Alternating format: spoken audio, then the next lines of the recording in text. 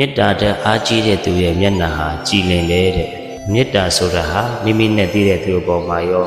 မိမိနဲ့မသိတဲ့သူအပေါ်မှာပါကောင်းစားစေခြင်းလားအဆင်ပြေစေခြင်းလားဟာမေတ္တာပါပဲစိတ်ထဲမှာမေတ္တာဓာတ်တွေအားကြီးနေပြီဆိုရင်အဲ့ဒီမေတ္တာဓာတ်ရဲ့အရှိန်ဟာမျက်နှာမှာပေါ်တယ်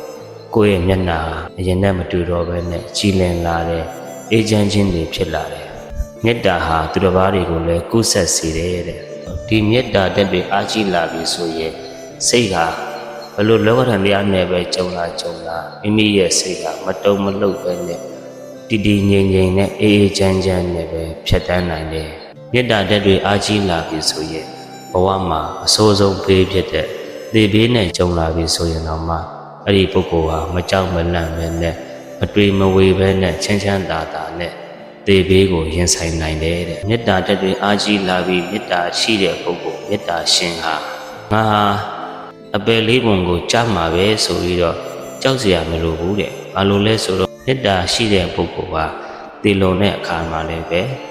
ဓမ္မပြည်ကိုတော့ပို့ဆောင်ပေးနိုင်တယ်တဲ့ဒါကြောင့်ဦးဇင်းနဲ့တကွဓမ္မမိတ်ဆွေများအားလုံးတို့တွေက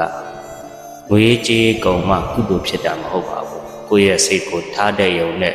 ကိုယ့်ရဲ့စိတ်ကလေးကိုကုသိုလ်စိတ်လေးနဲ့နေလိုက်ယုံနဲ့ကုသိုလ်တွေများစွာရရှိမှာဖြစ်ပါတယ်ဒါကြောင့်ဒီနေ့ကစပြီးတော့မေတ္တာနဲ့တာဆက်ဆံပါမေတ္တာနဲ့တာပြောဆိုပါမေတ္တာနဲ့တာဘဝကိုဖြတ်တန်းပါအဲ့ဒီမေတ္တာရှင်အဲ့ဒီသူတော်ကောင်းပုဂ္ဂိုလ်ဟာဒီဘဝမှာလည်းအေးချမ်းတယ်လို့နောက်ဆုံးဘဝမှာတော့မှကောင်းတဲ့ဘဝတွေဓမ္မပြည်ကိုတော့ပို့ဆောင်ပေးနိုင်တယ်ဆိုတာကိုလက်ခံယုံကြည်ပြီးဒီနေ့ကစပြီးတော့မေတ္တာနဲ့တာဘဝကိုဖြတ်တန်းကြရအောင်